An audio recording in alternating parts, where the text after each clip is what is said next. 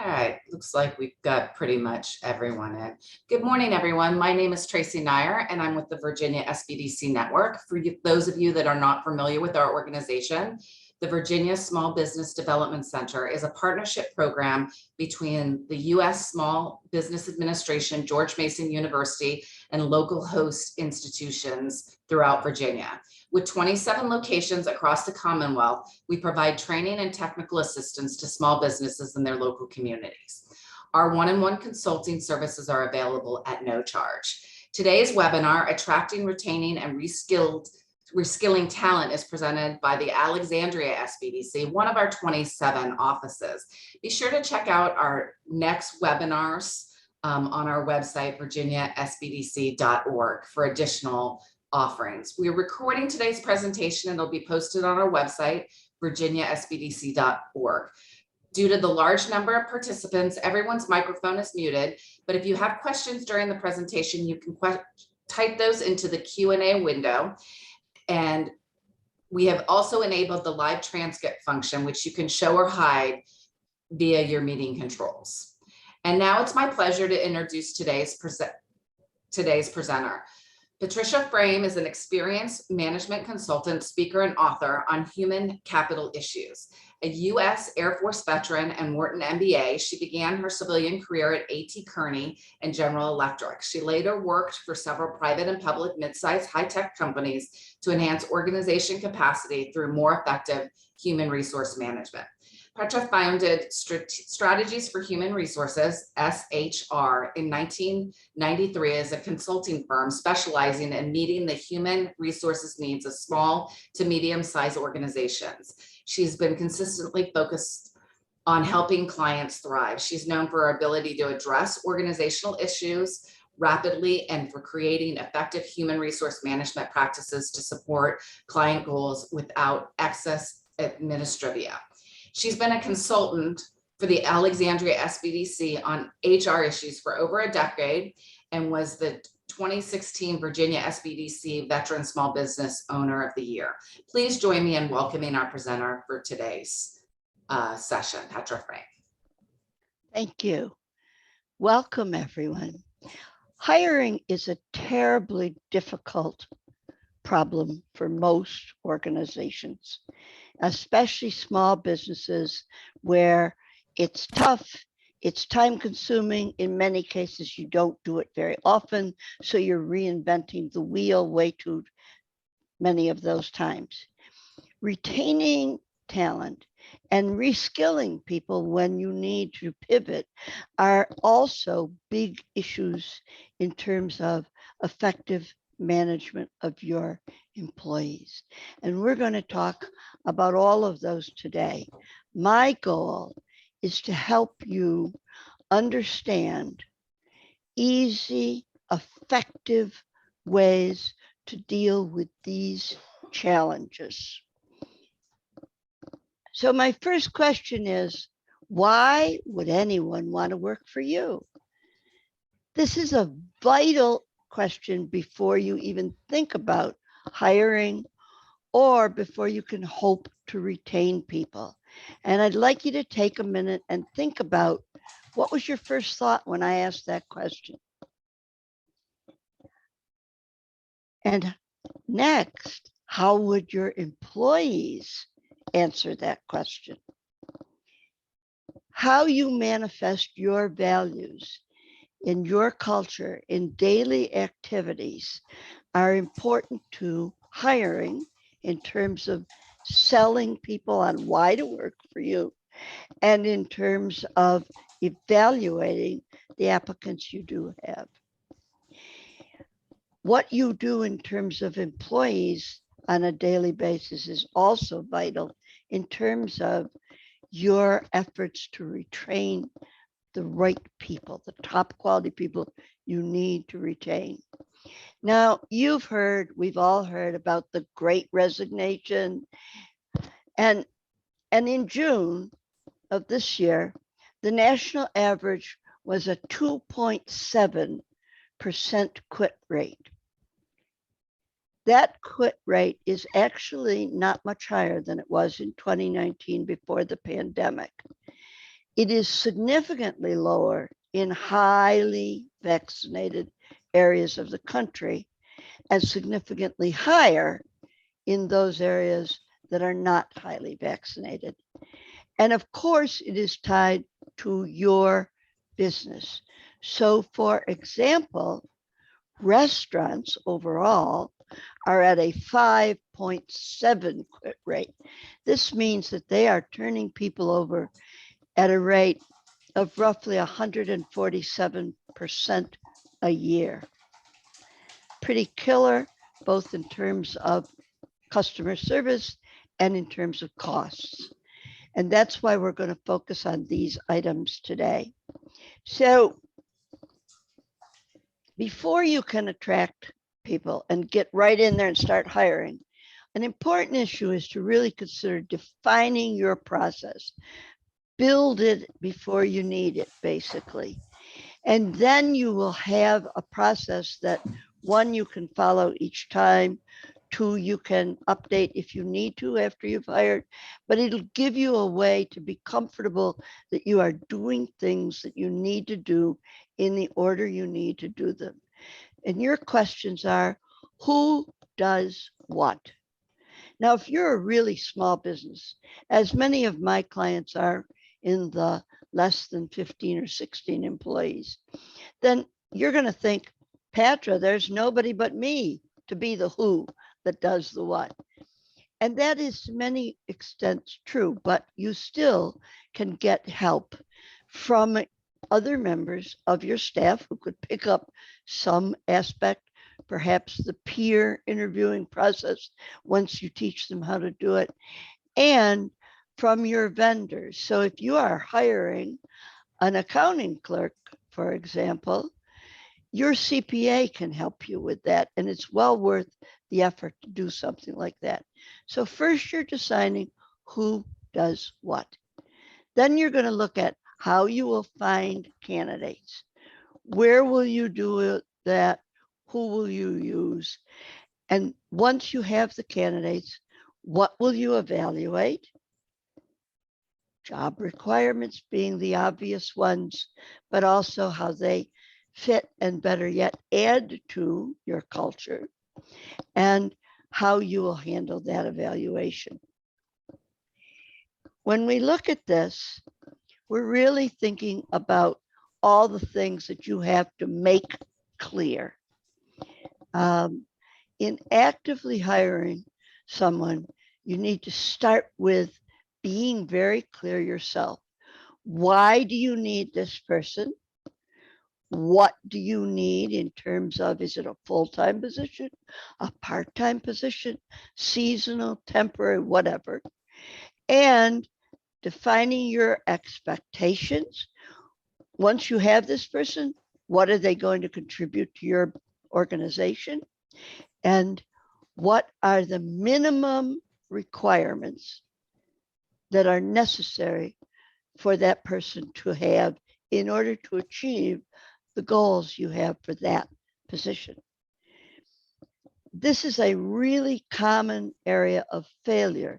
And what we see often in HR and in recruiting is that hiring managers, whether they are the founder, the president, the CEO, or a subordinate manager, keep changing their minds.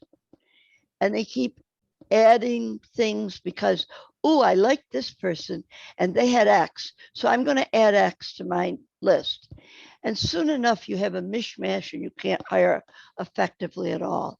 So clarity of your purpose and what you need is really important before you can effectively do anything that will help you. These are the steps we're going to talk about today. I'm going to talk to you about the advertisement you need, how you can use your network to really get great candidates, how you can screen and interview applicants, and how you can evaluate and select the best. We have on the Alexandria SBDC website a small employer's guide to hiring effectively, and that will have much more detail and a lot of examples of forms you can use in it. And I'll give you that URL toward the end of this section. So what's this ad business? You're thinking, but a job description. A job description doesn't help you hire. I'm sorry, but it really doesn't. And in many cases, it hinders your hiring. On a job description, it's very hard to tell often what's most important from what's not. And many people go on way too long when they write them, even in small businesses. And don't even get me started on government contractors. Small businesses are not. So your advertisement is how you are going to get the word out about this position and what you need and how to apply. This is going to be one page. Now, write it all over the first time around. Go ahead, put it all down, but then edit, because what you want is 4 short paragraphs of clear, concise, expository prose, as my 8th grade English teacher used to tell me. So the first paragraph is your story. And this is vital to get both the people that you're going to send it to remember exactly what you do and what your values are, and to encourage the person who is told about this to make a connection to your mission and values, to make a connection to your story. This story is brief, but it very clearly focuses on what does your organization actually do, 1 or 2 of your key values. So what do you do? Why do you do it? 1 or 2 key values. That's all you need in there. The second paragraph are the critical requirements. And these are only the things that are really most important. 3 is great. You could go as many as 6, but the fewer you have, the smarter we're going to be in terms of getting you what you want. The average person looking at a job ad on a job board, for example, or a website, spends less than 7 seconds. That's right, 7 seconds reading it before they decide whether or not they're going to apply. Well, you know, they don't get much in 7 seconds, so we're trying to give them as much as possible. Then we want to talk about the challenges. Why do we want to talk about the challenges? Because the challenges of a job, and every job has challenges, the challenges of a job help attract the people that you really want and repel the people that you don't. So if one of the challenges for the job is a dependable person that will be at work from X hour to Y hour every single workday without fail, and you say that in that paragraph, that tells people, yeah, I don't take this job. I don't even apply for it if I might like to sleep a little late on Mondays or whatever. So that's why the challenges. And then you want to talk in your final paragraph about how do people apply. So that could be an email to you at your website with a cover letter or not, or it could be an application on your website. How do they apply? And you want that to be easy and simple as possible. So you may want to consider setting up a separate mailbox, make it HR at your URL, for example, just for those applications, keeps it clean and easy, and it simplifies your process. So those are the 4 pieces of your ad. And when you're done, Have someone in your company, someone that you know well, read that ad and tell you what they get from it. Because all of us know our company well, but we don't always know that we've conveyed that as clearly as we need to.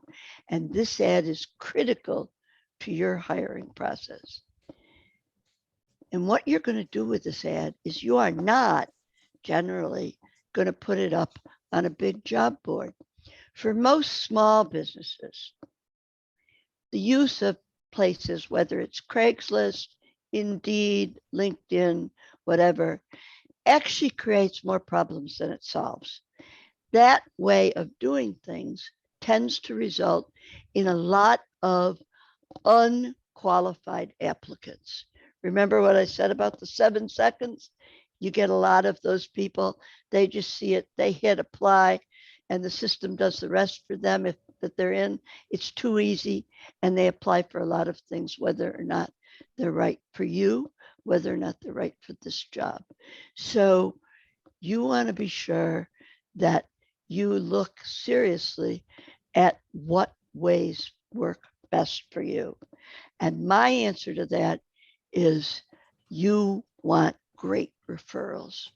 Referrals are golden in sourcing. Referrals are great because most people that you ask for referrals know that their name is on the line. Their name is the one that is going to be associated with the people who apply. And so they're not going to refer to you some jerk or some person they don't think will do the job right. They're going to refer to you great people. So you want to start always with your employees. If you have employees, you always start with your employees.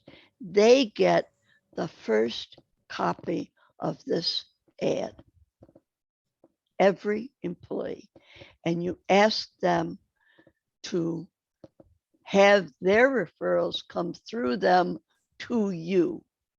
So they are the exception to the way you explain it in the bottom paragraph of your ad, because you want the employee to come in and say, I'm referring Patra Frame, and here's her resume, and here's why. And then you're going to use your network. Networks are really misunderstood in this way. Most of us have far more people in our network than we realize. So when you start with looking at your network, you want to make a list of everybody you want to send this to. And you want to break that list up over 3 days, 4 days, never more than a week. But give yourself a little ease of getting them out. You don't want to be trying to send out 500 emails all at once. And so you're using your network. You're saying, Dear Patra, I'm hiring. I would appreciate your referrals. Here's everything you need to know to help me hire great employees. Then you're going to put in the ad you just wrote. And that gives them all the information they need. Yes, you are going to include what your company does, because even your close contacts may not remember all of the things you do, or they may not know what your core values are if you don't consistently advertise them. So that's what you want to do. Work over your network. The first things are they're the people you know well, the people you work with all the time, the people at the professional organizations or trade organizations that you're active in, the people that in fact are on your LinkedIn list, whatever. But those are you start with the closest ones, and then you expand it out. Those people who are vendors to your company, great resource usually. because they often know who's leaving other places. Then you want to work your way through the business organizations you belong to, the people that you know across other community or city or local organizations. Go through everything. And you're going to really want to go and look at all the organizations that can effectively help you where you know someone and ask them for those referrals. This should actually get you plenty of people, and it should get you plenty of people who are actually potentially good matches for your job. Now, if in fact you suddenly have to hire a lot, maybe it's you're growing quickly, maybe that you have a seasonal need, then you, for those purposes, need to be building relationships with all your potential sources beyond your network, to include the local workforce development council, the one stop, which is what used to be called unemployment. You want to work with any community colleges or trade organizations that have apprenticeship programs. You want to work with all of those people in addition, so that you are actively getting enough, because those big hiring pushes can sometimes be really difficult. And they need more than what you would do normally when you're hiring one or two people at a time. We have more resources for this in the guide. So now you have applicants. What are you going to do with all those applicants you have? The first thing is, whether you're using resumes or an application form, is a quick sort of all of them into three piles. One is the yes, you really want to talk to them, they look great. One is the no, there isn't really a good match at all. And you'll be surprised at the number who are in the maybe category. And you're looking at them for the basics. Do they meet the minimum requirements for the job? If you have asked for an offer letter, or if you have set up some other pre-screening types of technology, you want to see if they've done that and what that tells you as well, that will help you make this decision. So that's the first part of what you do with it. Now, before you start getting into a big interviewing push and taking up a lot of time, pick up the phone and call people. Certainly you can text them first to schedule it if you want, whatever, but you want to do a phone screen. A phone screen is designed to make sure the person meets the basic couple of critical elements, just the critical ones. You might at this point be checking to see about their manner. Is it the kind of attitude and customer service focus that you might want? Just a few basic things. We're talking 10, 15 minutes max here. And once you have done the phone screens of all the yes resumes, and perhaps some of the maybe resumes, then you will start to think about interviewing people. The important thing about an interview is a two-way street. So the interview always is that you, in fact, really need to understand a great conversation is the best possible interview, but it's always a two-way street. You have something of value that the people want. And that is, you have a job, a paycheck, perhaps benefits. So you have something of value to them. And they have something of value to you, which is their labor, their knowledge, their skills to get work done that you need to get done in order to succeed. So always a two-way street. I would suggest that before you do any interviews at all, you have set up an interview report form. And the reason for that is to ensure that you capture each person at the time with all of the relevant job aspects. This allows you to make much better selections of the best people. Otherwise, what happens so often is at the end of the day, you're thinking, was it the blonde that did this? Was it the older guy that said that? And you're not really sure. Did you ask them all the most important questions? Because that's easy to do when you are interviewing, to not do a complete valid interview. We get talking. And I've done that myself. All of us, whoever recruited, have done that. But you still need to make valid comparisons. Every interview must be valid. That is, it must be directly related to the job requirements and nothing else.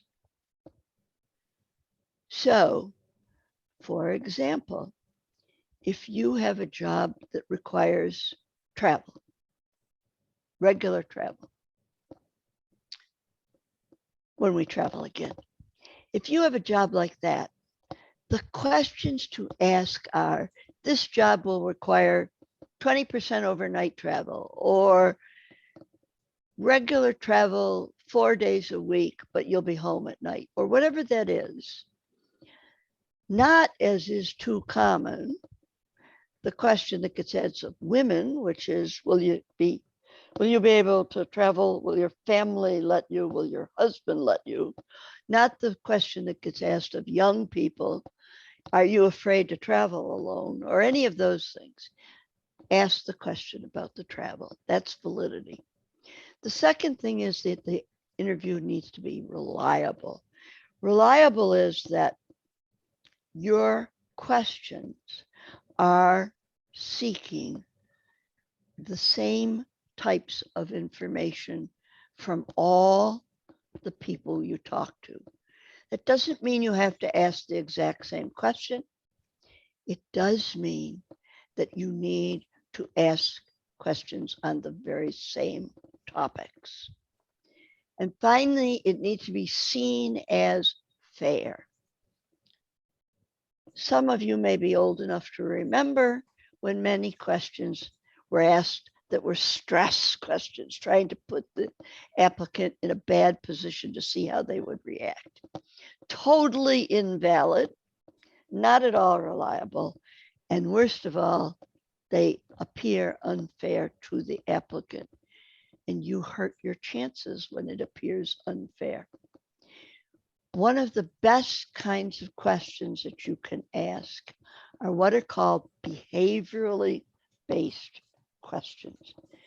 This is questions that are tied to the relevant behaviors for a specific position. And what you're looking for in a behaviorally based question is what a person has actually done. So if your job involves customer service, you would ask a question like, tell me about a time when you dealt with a very difficult customer who was complaining about something. What happened? How did you address it? And what were the results? That's a behaviorally based question. That means they need to answer you with things they have done, not what they would have done, not what they should have done, not what they could have done, but what did they actually do? And that tells you a lot about what they would do with the customer in your situation.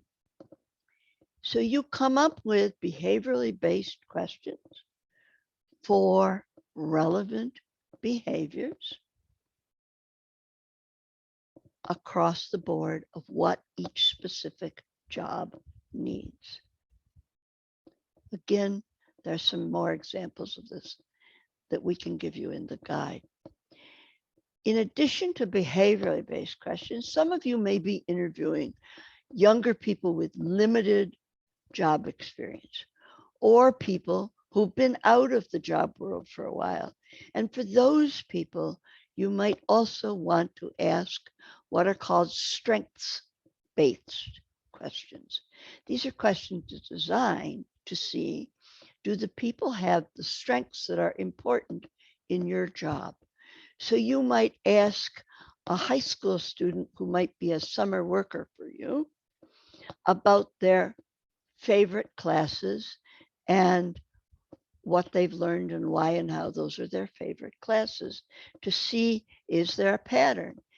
If you want me to be operating a point of sale system, you want me to be able to make change for customers and understand, yes, it's on the screen, but is it correct and so forth. You might prefer that I'm really interested in math, than I might be interested in art. So those are the things that become strength-related questions. People returning to the workforce, it can be about their volunteer work. It can be about community-based things that they have done. So those are strength-based questions, and they give you that same kind of things that help you to make a good decision as to whether or not the person is in fact able to do the job you need them to do. The next thing is checking references. References are critically important. Too many of us assume that we can't get references and therefore there's no sense to even make an attempt. Certainly, some people think, well, I'll look on LinkedIn. But you really need to check references. And the reason you need to check references is not just to learn more about whether this person is going to be a great employee, but also to learn if you are picking up a legal risk, to learn if there's a problem with this employee that could create problems for you. When you're checking references, certainly, of course, you're asking for references from the candidate, and you're asking for business references unless they are a student. But you're also want to think about whether or not you might know someone who knows this person.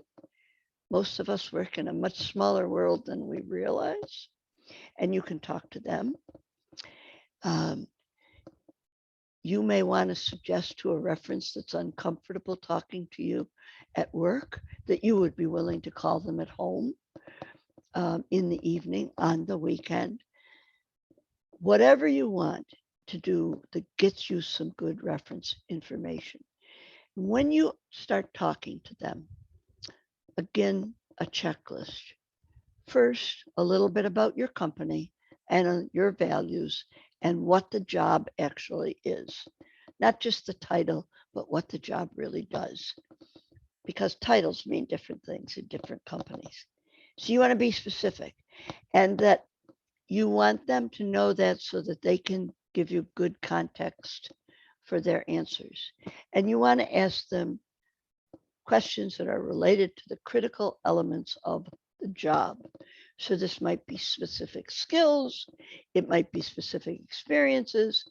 And again, if it's something like dependability, then you might want to ask things like dependability or other questions of that nature can be asked in an easy way of dependability is very important in our job. We have these hours every day to meet our customer needs, and we're a small business, we can't miss a person. So is this person among the top 25%, top 50%, top 10%, top 5% of the people you know in terms of dependability? That gives you a reasonable answer, and most people can answer that pretty easily.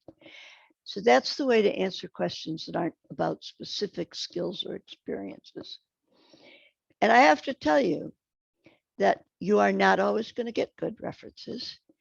Sometimes you'll get barely adequate references, which tells you a lot about the person also, that they didn't prepare their references for these questions, that they may have exaggerated their job responsibilities, and so forth.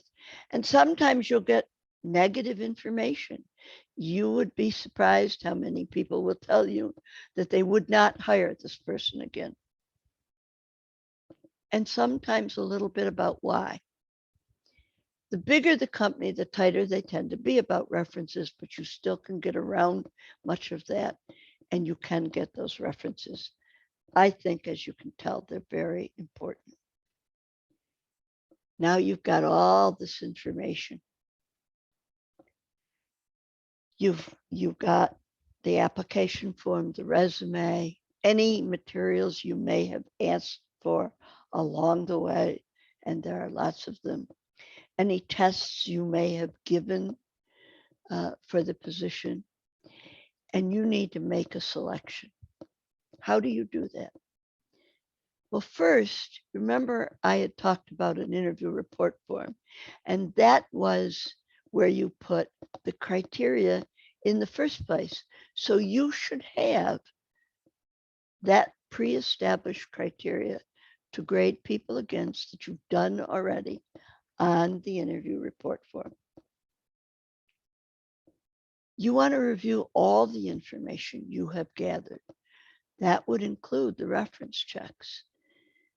That would include all materials, and it would also include all of the interviewers that you used, whether they all internal to your company or whether you have used some people that are not. You want to include all of them. And you want to pay attention to why interviewers disagree with you. Sometimes it's something very cut and dried. Sometimes it's more about manner or behavior or how people think they will fit in your culture. And you want to really understand and pay attention to that. I cannot tell you how many times over the years this has been a big fight at the end with people hiring because the big boss wants to disregard a lot of the information from other people.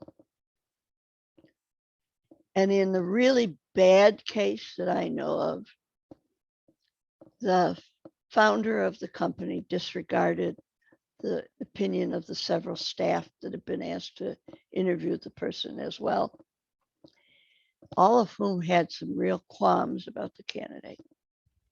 And I don't think it was even 3 months later when I was talking to the founder about how you do a termination of employment when you are terrified that the employee may harm you or your staff. That was a bad hire because of the ignoring of all the information that was gathered, and or at least not talking it out. So that's just kind of a grim reminder. Once you've decided on the person, you want to make the offer. You want to call and make your best offer. Follow up immediately with a written offer containing all of the terms and conditions that you have for the work. So this would include the title, the work hours, when the person will be paid, if you've made any special arrangements for where they're going to work, and so forth. You might want to be prepared to negotiate. Are you going to be willing to do that or not? About half of all men and about 20% of all women will ask to negotiate an offer. The more senior the person is, the more likely that negotiation is. And so you want to at least be prepared to offer that, to negotiate if requested. And think about what you'd be willing to respond to if the person asks for it. It doesn't mean you have to say yes to everything. It doesn't mean you have to say yes to anything. But you might want to at least be not surprised if they ask you that. I want to also mention that in Virginia, we have the Governor's Return to Earn program. Right now, if you have less than 100 employees and you are hiring, the state program will provide up to $500 for hiring bonuses.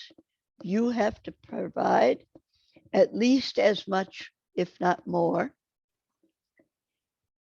than that in terms of the hiring bonuses if you've made these hires earlier this year. But for that program going forward, and it does end this year currently, that program going forward, there is no matching requirement.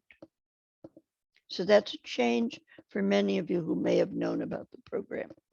You can hire up to 25 employees under this program and get that $500 from the state. So that's really useful to you if bonuses would help you close the deal, if a hiring bonus would help you close the deal. These are the important things about hiring. I've gone through them quickly, and I want to point out to you that we have a small ebook that I've written that has much more information, including examples of questions for interviews, of useful forms, and a lot more detail on the whole process than I could manage. The first time I went through a training program on how to hire employees, it was 5 full days long. I've cut my own down to about a day for my clients, given over time. And so that's why this guide will help you for all the things that you haven't quite yet thought of. Also, don't forget, you can ask a question in the Q&A function, and we'll be answering all of those at the end of the program. So now we have employees. Okay, we've got some new employees. We got some existing employees. We need to develop those employees. Development is a whole range of things.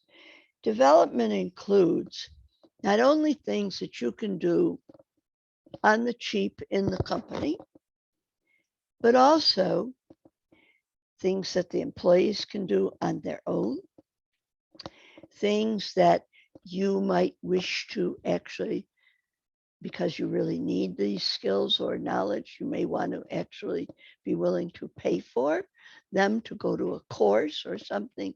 So developing employees is a broad range. It is not just one thing. And 59% of people say that they want more training. Almost that many say they are getting no training on the job. So people really want training and they're not getting it. And this also helps you with retention. It is something that study after study shows that applicants value. And it's important to you to grow your business success. You need people who are skilled and who are continuing to learn new skills. This last COVID experience has proved that as nothing else might have. We've all had to learn how to do virtual interviews, how to be on Zoom way too many hours a day, um, how to manage employees that we don't see. So skills are important. So let's talk about these areas. And these cover a wide range. So the first thing is management tasks. When you have a new employee, you want to start that person off right for success. And way too many people think, oh, orientation. Well, you have to fill out the payroll form, you have to fill out the tax return form. You need to fill out the form for the key to the office, whatever. And they don't think about the important things, which are to remind the person, what are the goals of that position? How does it fit in the organization? What on-the-job training are you going to do? Even the basics, like how does your point of sale system work? How do I get into the company website? How do I use this particular type of email? Which kinds of collaboration software do we use and how do I learn it? You want to talk about your expectations for the person. Vitally, and one thing we often forget, you want to talk about how to work with me. That's the boss's role, to tell the employee how to work effectively with this person. I may throw up an idea against the wall and let's see how it works kind of a person. You might be I want a really fully fledged, if you want an idea, I want a fully fledged, how it would work, what it would cost, all that kind of stuff person. You might be someone that wants me to check in with you quite regularly until we build trust with each other. So how to work with me, and then how to succeed here.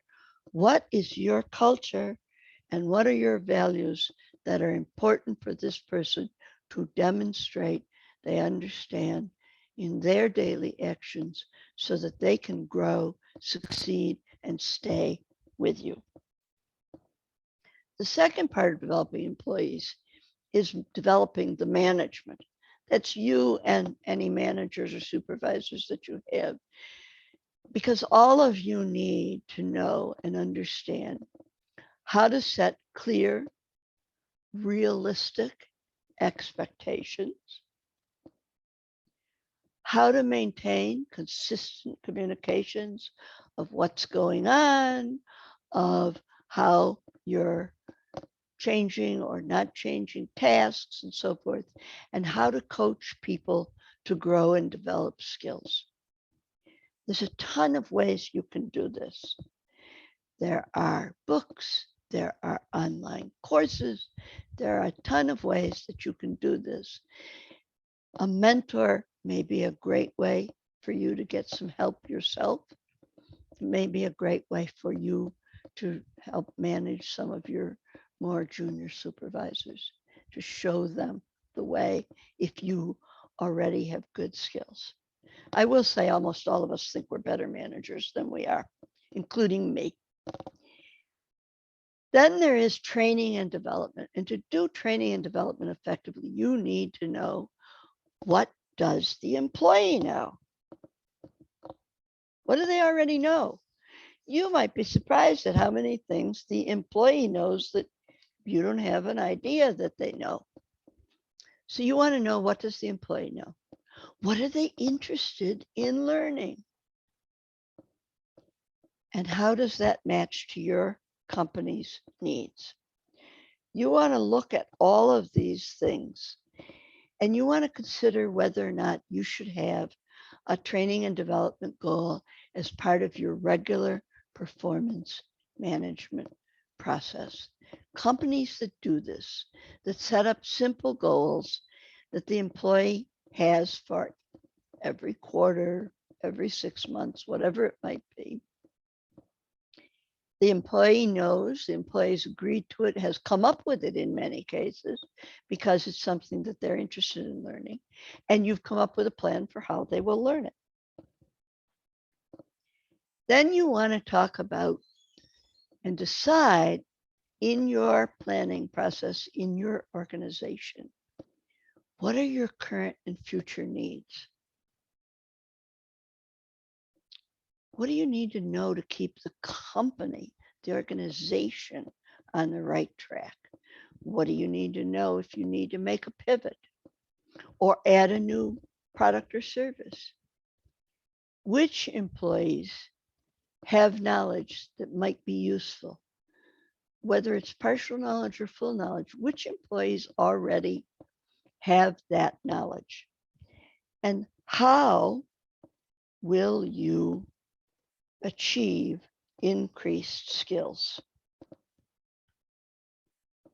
One of the things that you might find useful is called Skill Up America. Skill Up America is available through your regional workforce council, workforce development council. Here in Arlington and Alexandria, ours offers free and very low cost access to over 5,500 courses. Some of these go to certification processes, so your employees can get certificates proving their skills. They may be online. Some of them may be options at your local community college to attend in person, but there's quite a wide range. And this Workforce Development Council and your one-stop can help you get access to that for whatever kinds of skills development you might need for your people. Whether you need it immediately or you need it longer term, or you need it to help people get promoted. Now, in some cases, we will also have the need for upskilling. And upskilling is new, reskilling is totally new skills. This is a change in your business focus. This is a new addition to your business focus. This is a change in the technology of the world that your organization works in. So you need to be looking forward to see what skills you might need to add and who might be interested. This is also a great place where if perhaps you have people whose work is going to be eliminated, but they're a good quality employee, you may be able to reskill them by doing this aspect of new skills. And again, the external resources for this are available to you. They include programs called Elevate Virginia and Fast Forward Virginia. For those of you in Virginia, these can be accessed through your area workforce development council and your One Stop and your Veterans Affairs people, if you have veteran employees. So all of this are ways to retain good employees for new skills that you may need coming up now, quickly, or in your medium-term future. Reskilling is a vital issue for the state and most cities and counties as a way to reduce unemployment, reduce job loss for people who may not have the skills for the newer jobs that are needed in your organization. So we've hired them. We've helped them develop. We've provided some training. And all of those are critically important in terms of retention. And what we know about retention is that a lot of retention is not actually simply a matter of throwing more money at them. Now, if you are in the retail or restaurant world, of course, you're facing right now a real change in people's pay and in how hours are predicted and so forth, work scheduling, because otherwise you can't hire people. People are leaving those fields in droves, but they are also leaving those fields in droves because they do not feel that they are treated with respect. So in terms of what works is ensuring that your employees know what your purpose and values are so that they can see how they are realigned, how they are aligned with that purpose, how those values apply to them, how they're aligned with their own personal values. Treating them with respect is vital. One of the things that has been very obvious during the pandemic is how many minorities felt that work was easier if they were able to work remotely because they were not being disrespected in minor and major ways every day at work. If you have not looked at your culture in that sense, considering that is vital. No business is going to succeed in the long term that does not reflect the diversity of the population around it and of the state and country. That's been proven time and time again that that ties directly to financial results. Interestingly, one of the top things is a work friend. A work friend is someone you work with who you're really comfortable with. Sometimes these are called work spouses, but work friend, I think, is probably a smarter term. And a work friend, this is a lot harder if you are in a virtual environment. Many of you are not, or maybe you were, but you aren't any longer. Virtual environments have dropped from 35% of the workforce to 13% as of August. So it's easier when we're together, but developing a work friend is really important. And then, obviously enough, if work uses one's skills, knowledge, interests, and so forth. We've already talked a little bit about trust. And I want to talk a little more about that flexibility development. And obviously, pay and benefits are important, but they are not the first thing.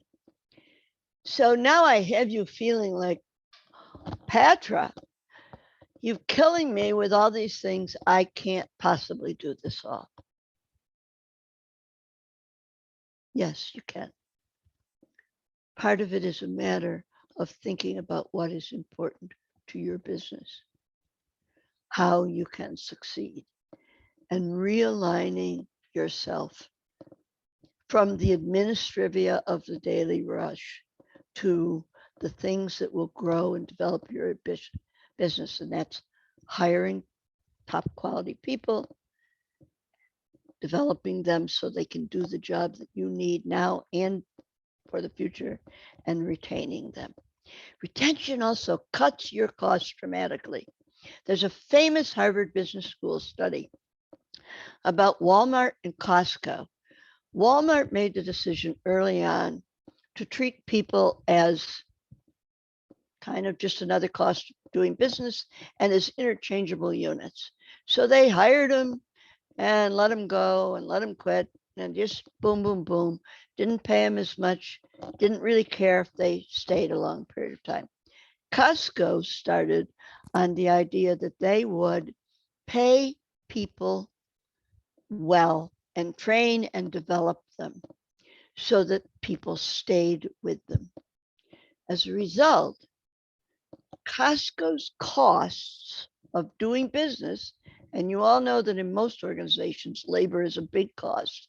And in retail, it's a huge cost. Costco's costs of doing business are dramatically lower than Walmart's, which is why they make more money. So retention involves your culture. If your culture does not support top quality people, there's nothing you can do that will keep your people unless you change your culture. So you want to be sure your values and your culture really revolve around the people. You want to look at flexibility. If you have any options for flexibility, this is a good time to think about them. People are craving more flexibility in all kinds of jobs.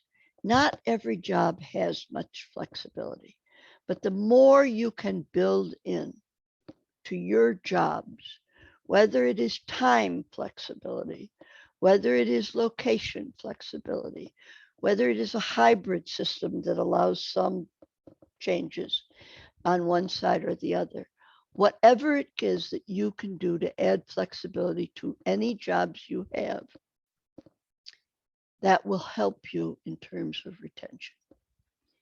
And it's wise, if you can do this, to be very clear about what jobs these things apply to and how people can ask for and get such flexibility. And then there is performance management. And this is a hard one for most small businesses. And I am not asking you to have elaborate systems. And I certainly am not asking you to surveil the workplace with keystroke counters on people's computers and so on. What I'm talking about with performance management is your ability to, in fact, coach and counsel people successfully so that they know clearly what is expected of them, they know how to do their job, and they know what performance standard they are expected to make. These are the major building blocks of retention.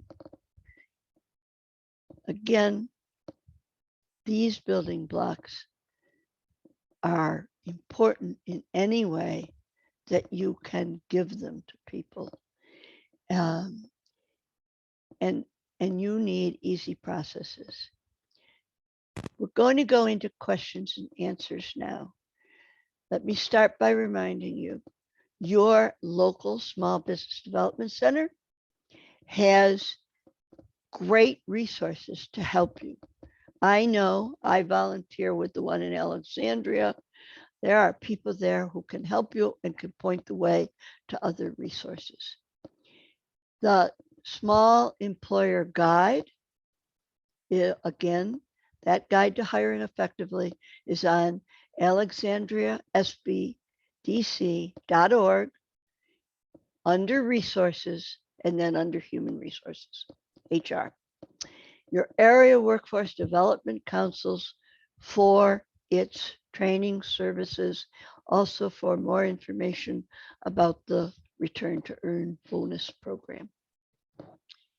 I hope that today has been useful to you. I look forward to answering your questions. And we'll start with one that I obviously should actually have covered. For those of you who might hire someone in another state, now this is common in Northern Virginia, but it also happens in Southern Virginia, close to the West Virginia border or the Tennessee border or so forth. So for those of you who might have a person already working for you who wants to move remotely and you're willing to let them do it, or who wants to hire a person who lives in another state, you need to be aware that you pick up tax, financial, and legal obligations in most states when you do this. If your state has an agreement with that other state, that how the taxes, how the unemployment insurance works, that may make this easier. But those agreements are not everywhere. So when you have an employee who wants to go remote work somewhere else, I want to live in the mountains of Colorado or Florida or New Hampshire or wherever, before you say yes, look at the laws. Your payroll processing people, if you have them, can help you with this. You can look this up, of course, in a Google search, but it's wise also to talk to your attorney about this, because in some cases, merely having an employee in that state may mean that the state considers that you do business there, and therefore you will have to pay taxes to that state. At a minimum, you're going to have payroll capable of paying person and withholding taxes to that state. And you're going to have to probably have registered with the state for taxation, for unemployment insurance, and you're going to have to pay for workers' comp in that state and so on. So just a warning, thanks for this first question. Remote kinds of issues you really need to pay attention to if they're in other states than where you are or where you already have operations. So what's my next question here? Philomena? Great, thanks, Patra. Thanks for the presentation and for answering that first question. As we continue on, I have posted a poll survey about the session. If anyone can respond to that, it helped us improve our sessions greatly. All right, we have one more question as of right now, Patra.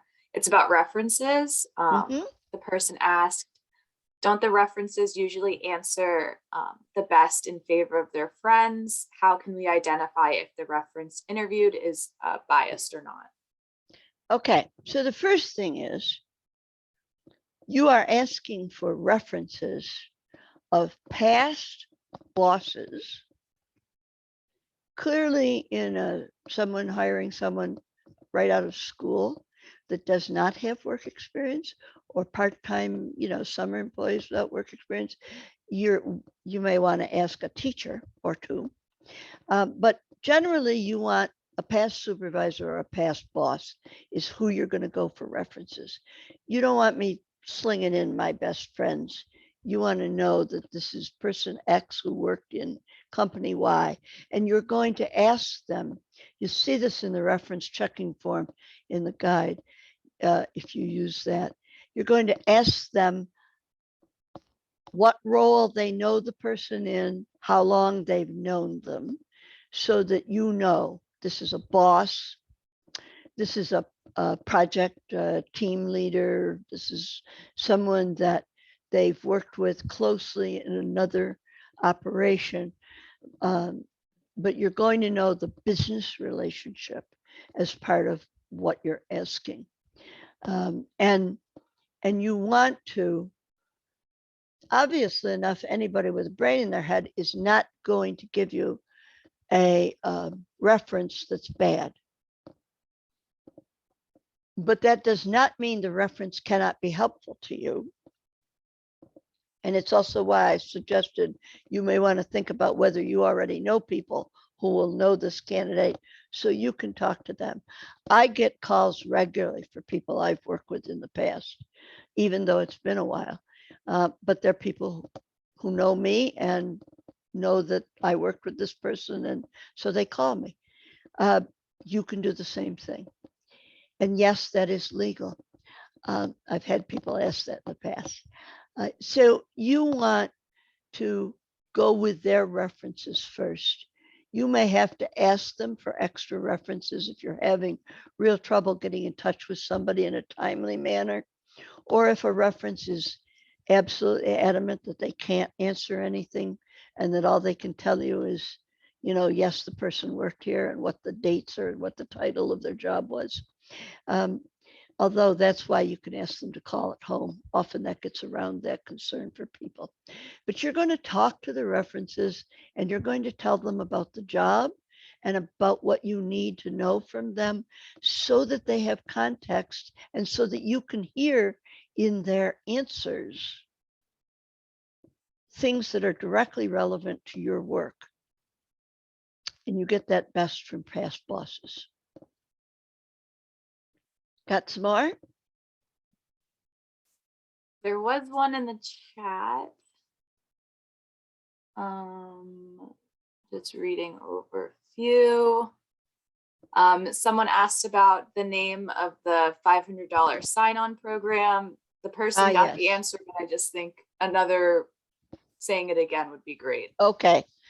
So the $500 bonus is the governor's return to earn program.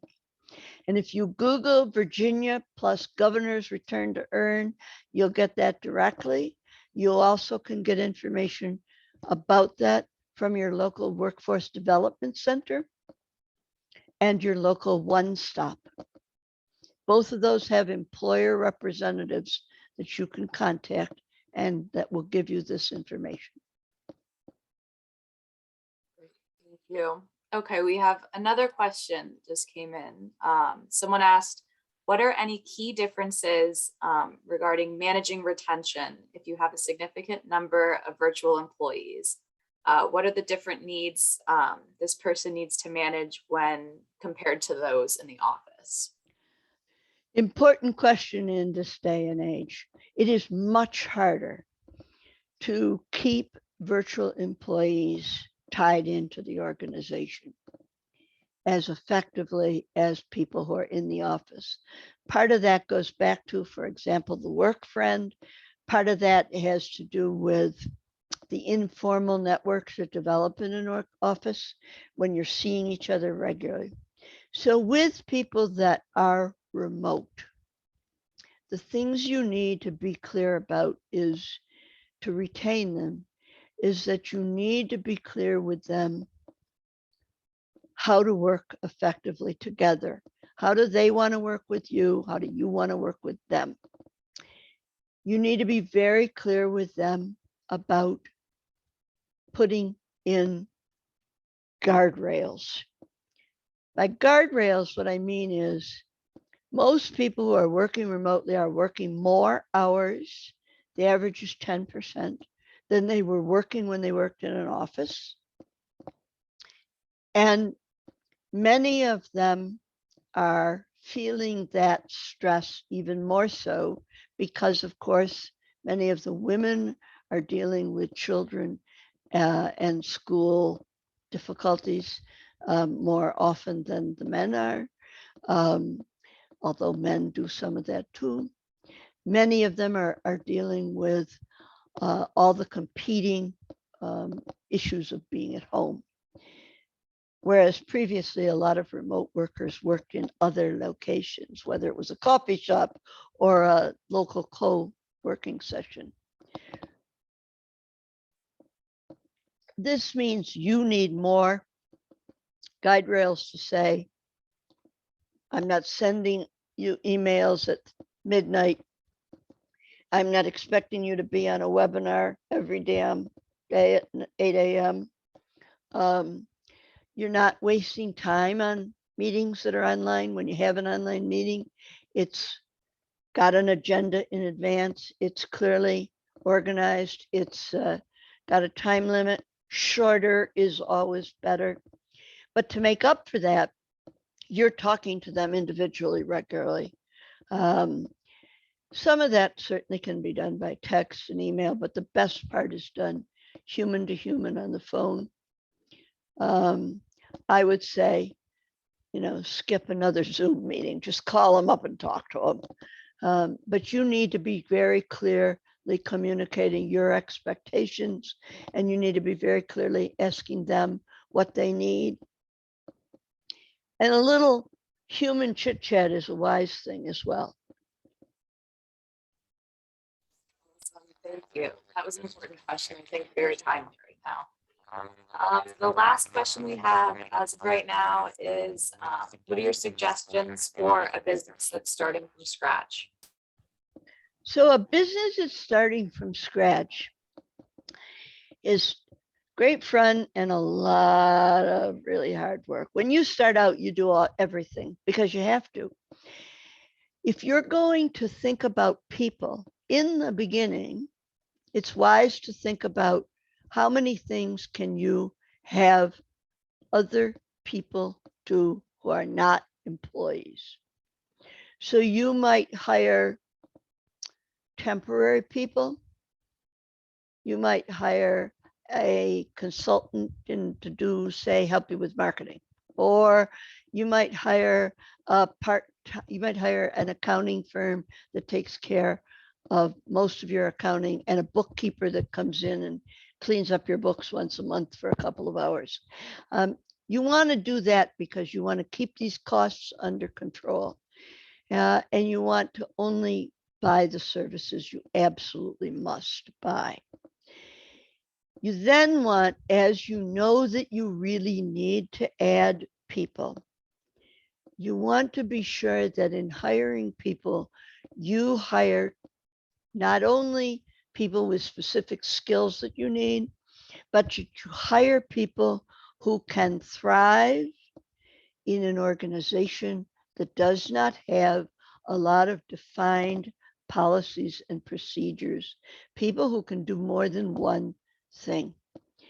That's valuable to you because often when you are beginning, you don't have all that stuff already written down in great detail. You are going to hire somebody to do X, and some of the time they're going to have to do Q. It's the nature of startup work. And unfortunately, if you hire someone who is used to a big lot of support, it can kill you. I'll tell you really briefly that one of the big problems is transitioning from a really large organization to a startup, because all the things that someone has in a large organization that they don't even realize that they're dependent upon. So it is wiser for you in a startup to hire people who have some previous experience in a small or mid-sized business. Go see your That's a great SBDC and get some help. Good plug. All right. Okay, one more just snuck in. One question just snuck in. How do rewards or incentives to employees factor into retention, especially non-monetary rewards? So recognition is important to almost every human being. But recognition is really tough because what I think is important to me is different than what Philomena thinks is important to her, which is different than what you think is important to you. So a one-size-fits-all recognition program, especially in a small to mid-sized business, is usually not very effective. What you want is to understand what's important to the person. That might be a development opportunity. That might be public recognition, that when you have an all hands meeting, that you say, I want to recognize so-and-so who just brought in a new customer, who just saved the day on an IT problem, whatever it happens to be. Or for someone else, it might be better to put that in a handwritten letter from the founder or top person in the organization and give it to them with a copy to their personnel file. So that's a big piece of recognition in a small organization. Now, there are other things that can be really useful. If you're going to have to hire a lot of people, say you're a seasonal business and every year you have to hire a bunch of people for 3 or 4 months or whatever that period is, then you might want to have a coffee mug that goes out to every employee who refers somebody for that job. Coffee mugs, because those are visible on people's desks, even if they don't drink coffee. Or you might have one big fancy recognition thing where you do, in fact, spend the money to give the person a gift certificate for a dinner for two. That could be an American Express gift certificate, or it could be a gift certificate to a restaurant where your business is located, if all your people are in that place. Or it could be a fancier award, a plaque, something else. But you need to be thinking about what makes sense for your business. It's very hard when you're small to start up a lot of the recognition programs you may be familiar with from a big business. And it's also not usually necessary. Some of the things that I've seen that work really well is recognition in a company newsletter of the employee of the month or the employee of the quarter or whatever. Another great idea is recognition within the organization. And that is a way where you have an envelope, which could be online.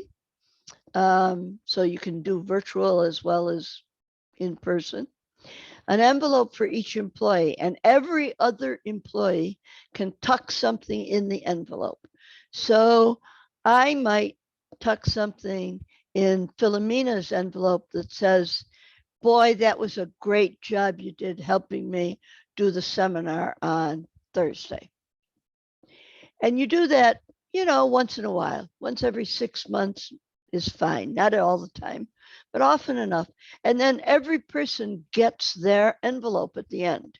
And that really helps people to see the impact they've made on the business. It helps you, because you read them all. It helps you to see what people think specific employees are really good for, which gives you a clue to talking to that employee about whether they like being known as being good for that. And if so, if there's support you can give them, fine. So that's another opportunity to provide recognition without spending a lot of money. I think we probably need to wrap this up. I can take one last question if there is one. There's one question in the chat about ADA compliance and if that information is in the ebook that you made. Okay, so ADA compliance. Every federal law is tied to the size of an organization. So federal laws kick in from 1 employee, 15 employees, 25, 50, 100. You need to know which laws apply to your organization. And you need to know what that means to you. Some states' labor functions are really good at that. So when you're looking at this question, you want to look at any state you have people in to see what they explain about, because some states also have, as Virginia does, city and state requirements that may be different from the federal requirements.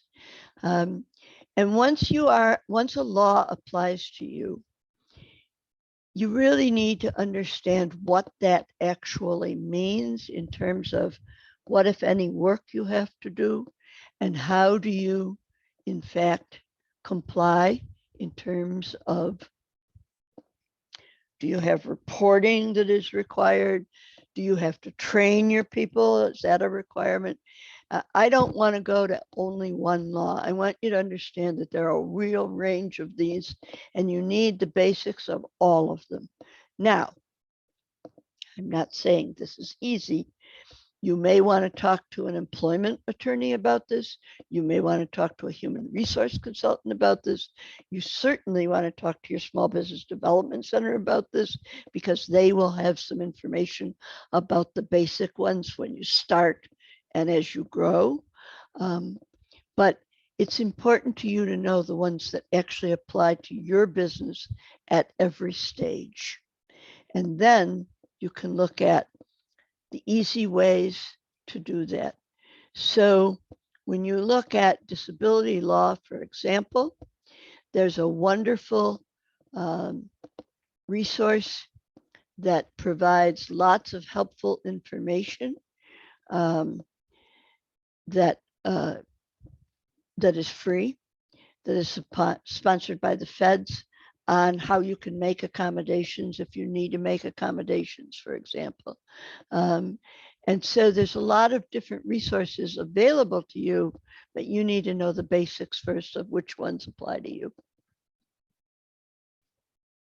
Okay, so I think we probably need to wrap this up. I really appreciate all of you coming today.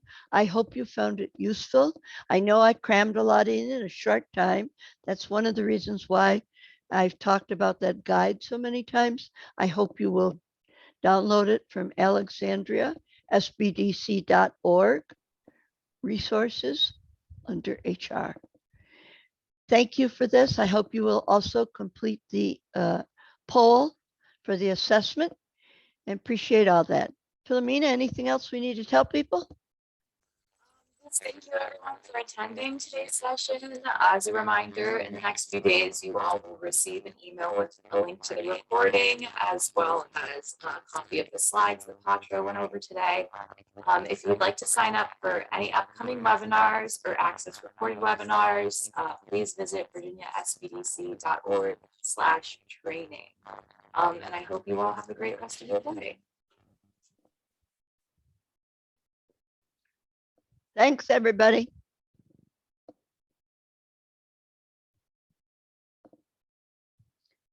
Okay. Yep. What do I do to do this, to stop this? I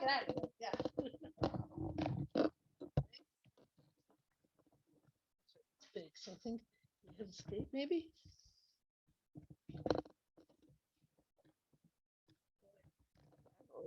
Stopping share first. Yeah, I was gonna say that's right.